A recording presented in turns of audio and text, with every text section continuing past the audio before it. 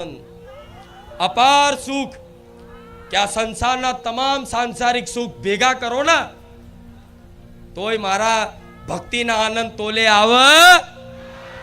આખા સંસારનું સાંસારિક સુખ બધું એક બાજુ ભેગું કરી દો અને આ બાજ મારા જેવી માં ઊભી હોય તે સાંસારિક સુખ બધા ફેલ છે મારા શરણ આગળ, મારા રામની આગળ. આ શું ખોટું? આમ ત્યાગ કરતા વિચાર ના કરો. પેલા રવિવાર કીધું તું, આ રવિવારે કહીશ કે કરોડો અબજો રૂપિયાના ઢગલા કરી દે અને એક બાજુ એમ કે તને તારી માં જોઈએ છે કે અજબો રૂપિયા જોઈએ છે. બોલ, ત્યારે તમારે ખાલી વિચારે કરવાનો ના આવે, એક ઝાટકે નીકળી જાય. આવા અબજો નહીં પણ આખા દુનિયાના કદાચ ગોડાઉનો ભરી ભરીને પૈસા હાલે ને પણ મારી માં ના તોલે કોઈ ના આવે. આટલા રૂપિયા હોવા છતાં તું ભિખારી છું, અમે નહીં, અમે ખુખાર મેરડી વાળા છીએ. આ શું ખોટું? તો આવું ક્યારે થાય? આજ મારા દીકરાના કરોડો ને અબજો, હું કહું છું અબજો રૂપિયા ઢગલો કરી દે અને એવું કે બોલા તારા આ જોઈએ છે કે તારી કુળદેવી તારી માં કે તારા ભગવાન રામ જોઈએ છે. મારો દીકરો વિચાર ના કરે, એમ કે દેખ જા ભાઈ, મારી જોડ જે છે ને એ તમારે કોઈ જોડ નહીં. આ શું ખોટું? આખી બેંક છે રામ નામની, તોથી વિચાર લો લે. આ શું ખોટું? આખી રામ નામની બેંક છે મારી જોડે, મારે બીજું શું જોઈએ? અને એમાં રામ નામ રૂપી ધન છે. એ ધન એવું છે કે ક્યારેય એનો નાશ નહીં થતો, જન્મો જન્મ સુધી સાથ ના છોડે એવું ધન પડ્યું છે. અને ધન આજે 150 કરોડ ઉપર જાય છે. દરરોજ 3-4 કરોડ નામ જપ થાય છે, મારા બેંકમાં ખાતામાં જમા થાય છે. અને હજુ તો ગોડાઉન ભરીને 1500-2000 કરોડ ઉપર નામ જપ પડ્યું છે બારીજા ધામની બેંકમાં. વિચાર લો, મારો દીકરો આનો આનંદિત છે, હું માતાએ આની આનંદિત છું કે મારી જોડે પરમ ધન પડ્યું છે, આટલું બધું પડ્યું છે ગોડાઉન ભરીને. કોઈ કહેશે કે આમની જોડે કેટલું હશે?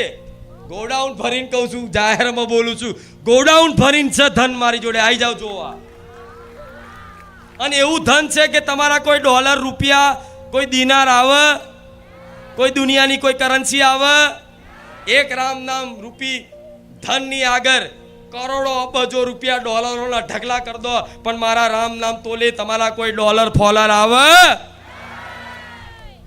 રામ, એ રામ નામથી, એ રામ રામથી ડોલરો અહીં 100% આવે. વાત છે અહીં દાન પેટીની ડોલર નીકળે, પાકિસ્તાનની નોટ નીકળી હતી વચ્ચે. વિચાર લો, ચો પાકિસ્તાન વાળા આયા ડોલરોમાં આવતા નહીં હોય એટલું પાછું વિચારતા નહીં. પણ દાખલો આલું, ક્યારે હું કોઈ વાત છુપાવતી, કોઈ મારી જોડે આવે ને કે બારે આ ધામમાં કઈ રીતનું ચાલે છે તો હું જાહેરમાં આવીને ઉભો કરી અને હિસાબ આલું. કેમ? મેં ચોરી જ નહીં કરી તો મંડળ છે એનો. આ શું ખોટું? ડર કોનો હોય? છુપાવું કોને પડે? જે ચોર હોય, ચોરી કરી હોય એનો ડર રાખવો. પણ અહીં તો કોઈ જોડે છેતરપિંડી, કોઈ ચોરી કરી જ નહીં. જે આવ્યું અને બધું હોમે સેવામાં જ થાય છે, અને જે આવે છે એનું હોમે સેવા જ થાય છે. અને મારો ભગવાન, હું માતા એટલું જ આલું છું જેટલી અહીં જરૂર છે. આ શું ખોટું? તો બધું મારો ભગવાન રચામણ રચાવે છે. આ ગાદી આ અઠવાડિયે મારો દીકરો જોવાય નહીં આવતો, કઈ વરસાદ પડ્યો કે ના પડ્યો. એક સમય તમને ચિંતા થતી હશે કે વરસાદ પડ્યો, મારા દીકરાને કોઈ દર ચિંતા નહીં થતી હોય. શું એક સમય તમને ચિંતા થતી હશે અહીં કારું વરસાદ પડ્યો, રવિવાર આવે છે, આજ મારી ગાદી બંધ રહેશે? મારો દીકરો સહેજે ચિંતા નહીં કરતો. કેમ ચિંતા નહીં કરતો? એને કોઈ જાતની ચિંતા જ નહીં. એને ખબર છે કે મારી માં બેઠી છે, હું કશું નહીં કરતો, મારી માં બધું કરે છે. તો હું મારી બુદ્ધિ વાપરીને શું લેવા મારી બુદ્ધિ ફેલ કરું? શું લેવા મારી શક્તિ બળ વાપરું? હું શું લેવા બુદ્ધિ વાપરું? કશું કોઈ દાડ કશું જોવા ના હોય. મારા દીકરાએ કોઈ દાડ હિસાબ નહીં કર્યા. પૂછી જો, હું જાહેરમાં બોલું છું મારા રોમની સાક્ષીએ. કોઈ દાડ મારા દીકરાએ કોઈ દાડ રૂપિયા ગણ્યા હોય ને આમ કરીને ઢગલા કરીને કે કોને કેટલા હાલવાના, કોને કેટલો હિસાબ કરવાનો, તો મારા રોમની સાક્ષીએ હું ખુખાર મેલડી બોલું છું. આર્યા સેવકો બળાઈ નહીં મારતી, હું કઈ નહીં બતાવતી, પણ હું એ દર્શાવું છું જેને મારા જેવી માતા મળી જે હોય, જેને મારા રામ મળી ગયા હોય, એને શું મોહ હોય દુનિયામાં? એને બધું જ મળી જાય. એને તો કોઈક પૈસા કોઈક પડાઈ જાય, કોઈક ઉલ્લુ બનાવી જાય ને તો એ રાજી રહે. ચમ રાજી રહે? એને ખબર છે ભિખારી તું છું, હું નહીં. હું તો આખા સંસારના સમસ્ત સંસારના ધનપતિ, લક્ષ્મીપતિ, લક્ષ્મી નારાયણ, હું એમનો દાસ છું, એમનો સેવક છું, હું રાજાનો દીકરો છું, એવું માને છે આખો સંસાર એનો. આ શું ખોટું? એટલે આ વાત કહેવાની કારણ એક જ છે, તમને દર્શાવું છું. મારી ગાદીનો દાખલો આલી, મારા દીકરાનો દાખલો આલીને તમને દર્શાવું છું. મારા દીકરાને શું મોટી ફોર્ચ્યુનર કે 25-35 લાખની, 40 લાખની, 50 લાખની, કરોડની ગાડીમાં મારા દીકરાને શું ના ફરાવું? ફરાવું ને. મારા દીકરાએ કોઈ દાડ મને પ્રાર્થના નહીં કરી કે મારે આવી ગાડી લાવી છે. પૂછો, કોઈ દાડ નહીં, કોઈ દાડ નહીં. ઉપરથી બધા સેવકો કે માડી તમે ગાડી હારી લાવી દો ને, ગાડી લાવી દો ને.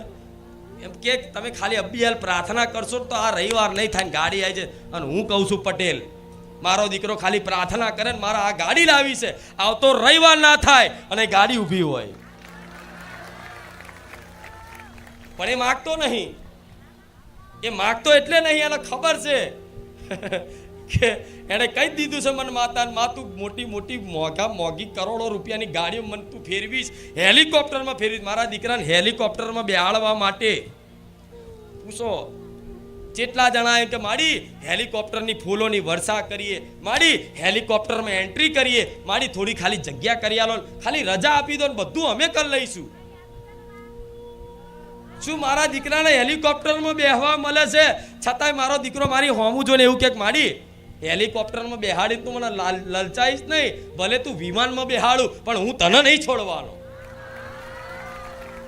ભલે તું ફોરેન મોકલું, લંડન મોકલું, પ્રાઇવેટ જેટમાં ફરાવું, પણ માડી મારે જે જોઈએ છે એ તો તારો પ્રેમ, મારા બીજું કશું જોવતું.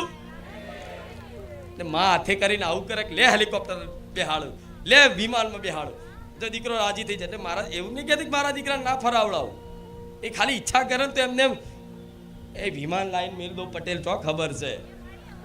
મારે હેલિકોપ્ટરમાં મારા દીકરાને મારે એન્ટ્રી પાડવી હોય આવી, જો લોકોને જલાવા જ હોય, આ શું ખોટું? લોકોને જલાવા જ હોય અને લોકોને દેખાડ કરવા માટે જ બધું કરતી હોય, તો આવતા રવિવાર ના કહી દો ભાઈ જાઓ, રજા આપી દીધી હેલિકોપ્ટર વાળાને લાવી દેજો. એની રીતે જે પરમિશન સરકારી પ્રોસેસ થતી હોય એની રીતે કરીને લાવી દે. હા શું ખોટું?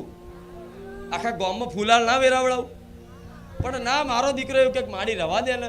એક તો આપણે નોની ગાડીમાં આવીએ છીએ તોય લોકોને ગમતું નહીં, તું કાલ હેલિકોપ્ટર લઈ આવી બાપા તો કેટલાય રિહેબર છે. ઓય એને એવી ચિંતા થાય કે મારી છોડ આપણા આટલા હાથર કેટલાય જણને હૃદયમાં પીડા થાય, દુઃખ પહોંચે, આપણે કોકનું દુઃખી થવાનું કારણ નહીં બનવું. મારો દીકરો આવી પ્રાર્થના કરે છે મને કે જેને જલન થતી હોય ને એને દુઃખ ના પડે એવું. હા શું ખોટું? તો હું માતા આવીશ. ફોરેન વાળા લંડન જવું હોય, મને તો દેશના નામે પટેલ ખબર નહીં,